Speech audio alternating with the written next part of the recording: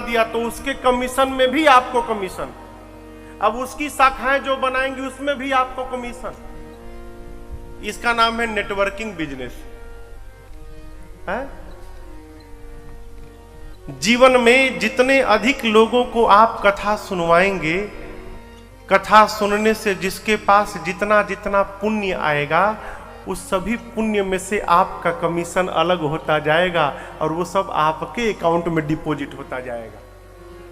अब इस आयोजन समिति में जितने लोग लगे हैं, आप इतने लोग बैठ के कथा सुन रहे हैं, जितने को जितना पुण्य मिलेगा उसका 10% इन लोगों के पास चला जाएगा।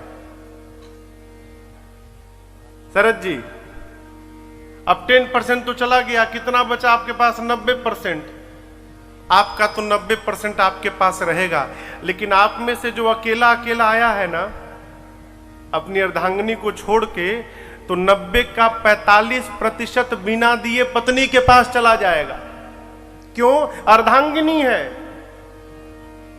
मनुष्य के, पुरुष के जीवन के किए गए सत्कर्म का 50% बिना कहे पत्नी के पास, पत्नी का पति के पास नहीं जाएगा। क्यों? स्त्री को अर्धांगिनी कहा जाता है, पुरुष को अर्धांगा नहीं कहा जाता। कहीं सुना क्या कि पुरुष को अर्धांगा? ये हमारे अर्धांगा है ना। पुरुष कहता है कि मेरी अर्धांगिनी है। अर्धांगिनी अर्थात मेरे में से आधे की हिस्सेदार ये है। प्रयास करिए। ये तो प्रथम सत्र है अभी, आप इतने लोग आए हैं, कल बहुत आएंगे, इतना मेरा विश्वास है। तो जितने अधिक लोग आपसे जुड़ेंगे उनका लाभ भी आपके जीवन में पुण्य बनकर रहेगा। और समझिएगा, पैसा बहुत हो जाए, हम कंगाल हैं, पूरे संसार में केवट भैया से अधिक धनवान दूसरा कोई नहीं भैया हो। भगवान जाके घंटों खड़े रहेगा है। देवता कहते हैं यही सम पुण्य पुंज को नाही। देवता बोल पड़े, धरती पर केवट से अधिक पुण्यशाली कोई नहीं है। भगवान खड़े हैं सामने है?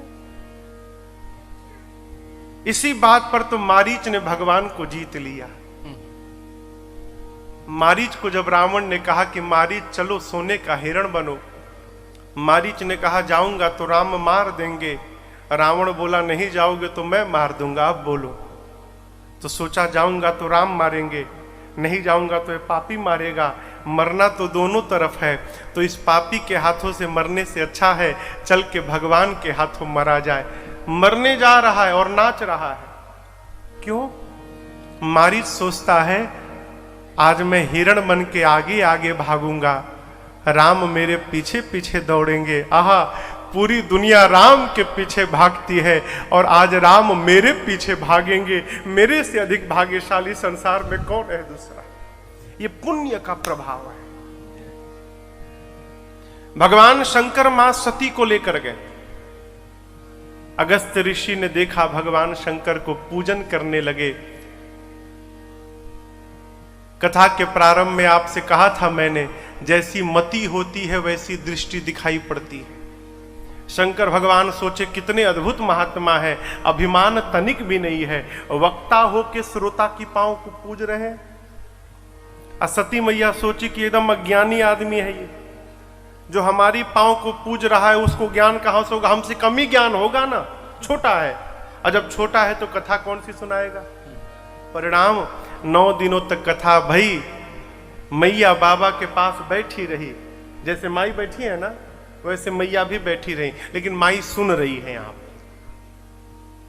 और वहां सती मैया बैठी रही, सती मैया सुनी नहीं। बाबा कथा सुनते गए, कथा भई। शंकर जी ने राम जी की भक्ति दक्षिणा के रूप में दी और सती मैया को लेकर कैलाश चल पड़े। अभी आपसे प्रारंभ में कहा, कथा भाव जागृत करा देती है। त्रेता युग का समय था, शंकर जी ऊपर ऊपर जा रहे हैं और उसी दंडकारण्य में नीचे रावण सीता मैया का हरण करके ले गया था और राम जी सीता मैया को ढूंढ रहे थे, रो रहे थे।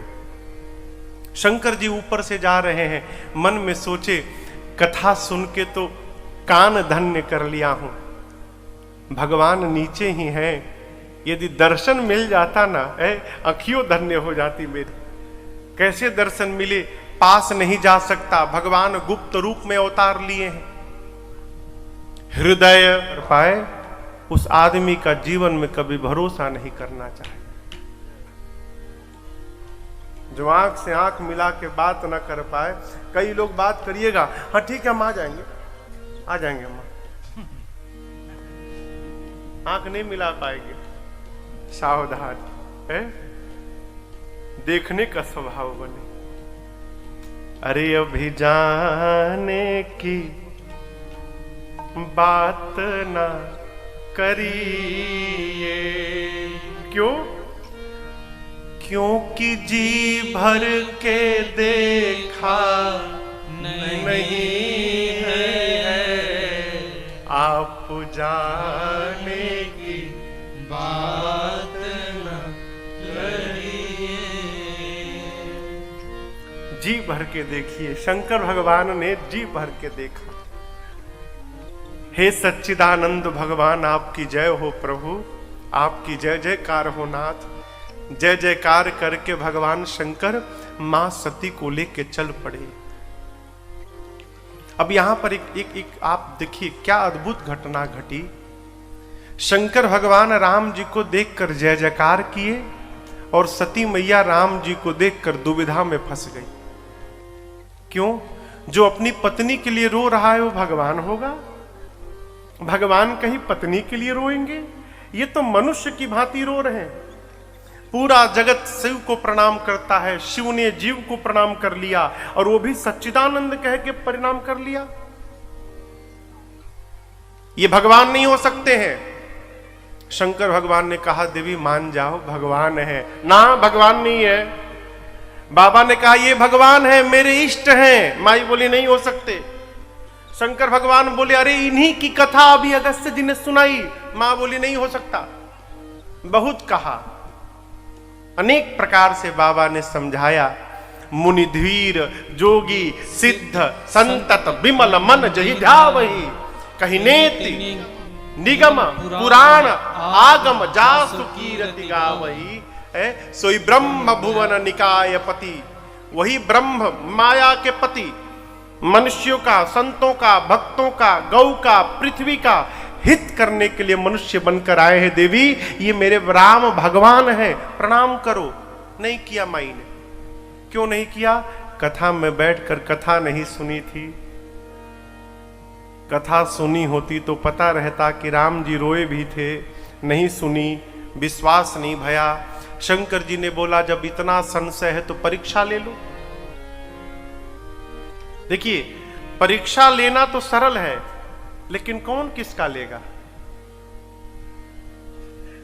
एक आदमी हमसे मिला, महाराज हमको भी गुरु बनाना है। अब हमको अच्छा, बहुत अच्छी बात भाई, किसको बनाओगे? देखूंगा कौन बनने लायक है। हमने कैसे देखोगे? परीक्षा करके।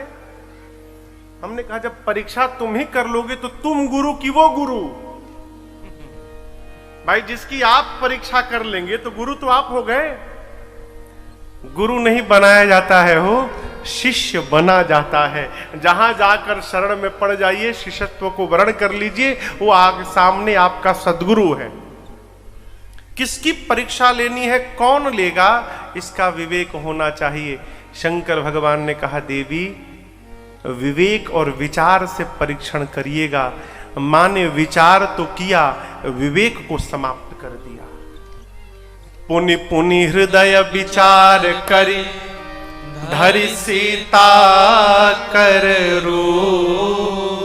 आगे होई चली पंथ तेहि, जेहि आवत नर भू। जिस मार्ग पर राम लक्ष्मण जी चल रहे थे, रोते रोते राम जी आ रहे थे, उसी मार्ग पर आगे आगे सती जी सीता मैया का रूप बना के चलने लगी।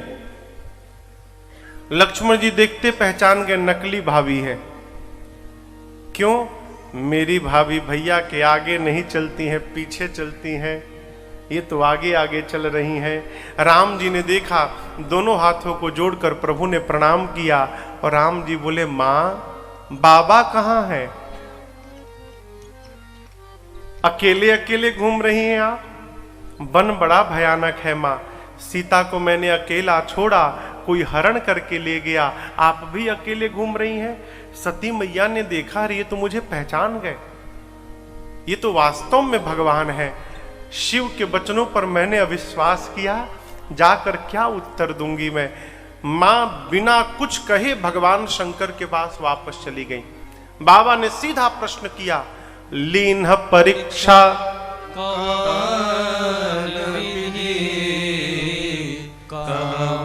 सत्य सब बात। हे देवी, आपने कैसे परीक्षण किया, सत्य सत्य बताइए।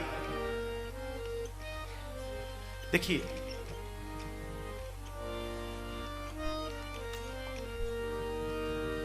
बात थोड़ी टेढ़ी है।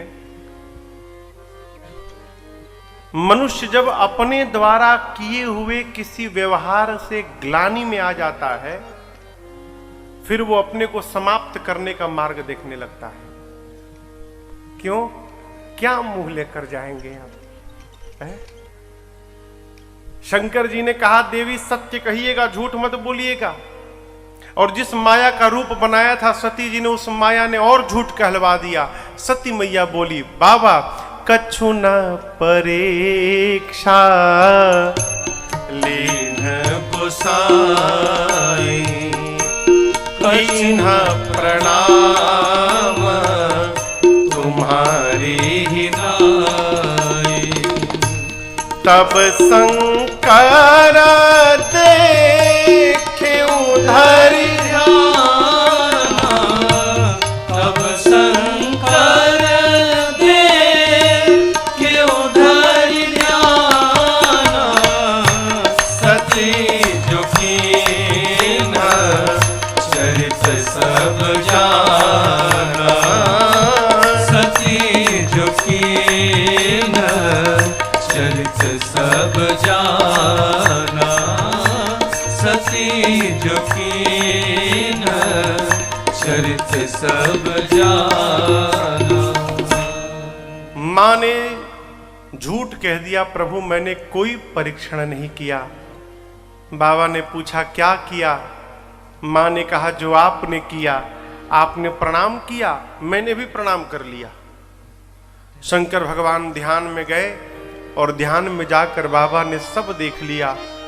और आपको बताऊं, जैसे शंकर जी ने देखा कि सती ने मेरी मां सीता का रूप बनाया, सती कीन्ह सीता कर वेशा, बाबा को बहुत कष्ट हुआ। देखिए, दूसरा कोई अपराध करे तो कोई फर्क नहीं पड़ता, परंतु जिसको आप प्राणवत प्रेम करें और वो जब कोई भूल करता है ना, तो ऐसा लगता है मानो मेरे से अपराध हो गया। बाबा को इतनी ग्लानि भई। और यहां पर आप समझिएगा, मेरी मां सती का कोई अपराध नहीं है। ये जो कुछ भी हो रहा है, भगवान राम की माया सती मैया से करा रही है। शंकर जी भी कहते हैं, बहुरी राम माँ यही सिरुनावा, प्रेरी सती ही जही झूठ कहावा। माया बहुत दुस्तर है हो। माया जब नचाने लगती है ना, बड़े बड़े ज्ञानी भी, ज्ञानी छोड़िए, ब्रह्मा जी कहते हैं मुझको भी माया ने बहुत फंसाया। शंकर गया क्या? जीवन में कभी अपने से बड़े के द्वारा बिछाए आसन पर नहीं बैठना चाहिए, ये भगवत अपराध है। हम जाएं और हमारे लिए गुरुजी आसन बिछाए, हमारा दुर्भाग्य। अब आप कहोगे महाराज कहीं गए और पहले से बिछा के रखा गया है तो, और कहा जाए बैठो, तो उसका भी नियम है। यदि पहले से बिछा के रखा गया है तो जाइए, दाहिने हाथ से आसन को स्पर्श कीजिए, प्रणाम करिए, उसको मोड़ के हटाइए और नीचे बैठिए, आसन पर नहीं बैठना। शंकर जी ने सामने आसन दिया, सती मैया जाकर बैठ गई। बाबा लगे कथा सुनाने, क्यों? दुखी हैं। और शंकर जी जानते हैं जिस कथा को मैं सुनाने जा रहा हूं, इससे श्रवण कर मिट जाती, एक नहीं अरे 100 जन्म जन्म की व्यथा यही है राम कथा। जय श्री राम कथा। कथा व्यथा को समाप्त करती है, इसलिए बाबा ने मैया को कथा सुनाना प्रारंभ किया। जैसे कथा प्रारंभ भई, उसी समय ब्रह्मा जी ने सती जी के पिता दक्ष को प्रजापतियों का नायक बनाया। आपसे एक बात निवेदन करूं मैं, दक्ष के दामाद हैं जमाता, यहां क्या कहते हैं छत्तीसगढ़ी में? दामाद कहते हैं ना। दक्ष के दामाद है भगवान शंकर, और इतना बड़ा अभागा है दक्ष कि वो शंकर भगवान को ही अपना शत्रु मानता था। क्यों? एक बार कहीं सभा में दक्ष गए तो सब खड़े भय, ब्रह्मा विष्णु महेश नहीं खड़े भय।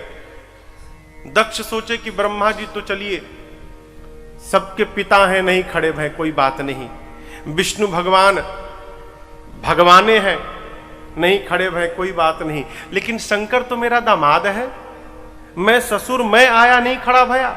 और शंकर भगवान झोली में हाथ डाल के राम राम राम राम जप में लगे हुए थे, उनको पता ही नहीं कब ससुर जी चले आए।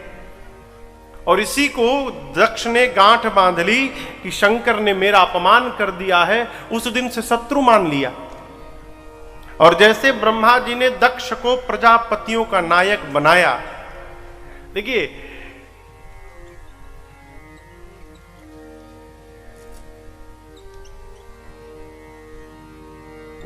कई लोग बदला लेने के लिए जीवन भर प्रयत्नशील रहते हैं, बदला लेना है, छोड़ूंगा नहीं।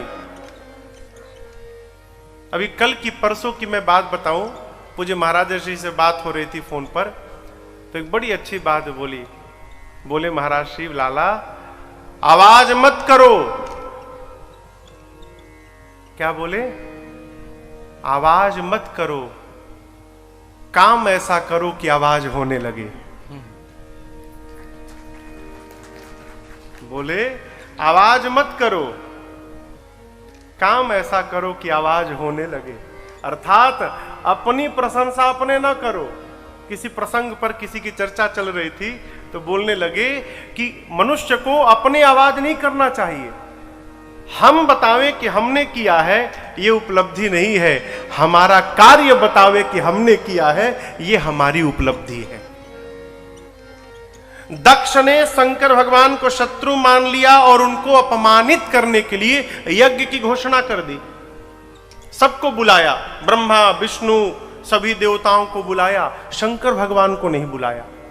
ब्रह्मा जी और विष्णु जी को पता चला कि शिव जी के पास निमंत्रण नहीं गया है, उन दोनों ने भी मना कर दिया, हम नहीं जाएंगे। क्यों? जिस यज्ञ में रुद्र न उपस्थित हो वो यज्ञ कैसा? ब्रह्मा विष्णु महेश तीनों नहीं गए।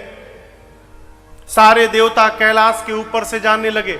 सती मैया पूछी, बाबा देवता कहाँ जा रहे हैं? बाबा बोले आपके पिताजी के घर यज्ञ हो रहा है, वहीं जा रहे हैं।